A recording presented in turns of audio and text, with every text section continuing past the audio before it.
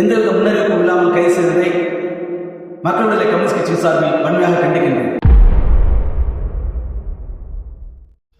எந்த அரசியல் கட்சியினுடைய சார்பாகவும் இல்லாமல் தமிழ் தேச விவசாயிகளுடைய நலனை முன்னிறுத்தி தமிழ் தேச விவசாயிகளுடைய உரிமைகளுக்காக குரல் கொடுத்துக் கொண்டிருந்த தமிழக விவசாயிகள் பாதுகாப்பு சங்கத்தினுடைய தலைவர் வழக்கறிஞர் ஈசன் முருகசாமியை எந்தவித முன்னறிவிப்பும் இல்லாமல் கைது செய்ததை மக்கள் விடுதலை கம்யூனிஸ்ட் கட்சியின் சார்பில் வன்மையாக கண்டிக்கின்றேன். கறிக்கோழி விவசாயிகளுடைய நலனுக்காக குரல் கொடுத்தார், கார்ப்பரேட்டுகளுக்கு எதிராக குரல் கொடுத்தார் என்பதற்காக திமுக அரசாங்கம் அவரை கைது செய்திருக்கின்றது. என்ன காரணம் என்று சொல்லவில்லை. அவர் போராட்ட களத்திலே இல்லை, வீட்டில் இருந்தவரை கைது செய்திருக்கின்றார்கள். என்ன நியாயம், என்ன அடிப்படை? உண்மையிலேயே கார்ப்பரேட்டுகளுக்கு எதிராக போராடினார் என்பதற்காகவா, கறிக்கோழி விவசாயிகளுக்காக, தமிழ்நாட்டு விவசாயிகளுக்காக குரல் கொடுத்தார் என்பதற்காகவா, என்ன காரணத்துக்காக அவரை கைது செய்தீர்கள்? காரணத்தை மக்கள் மத்தியில் சொல்லவில்லை.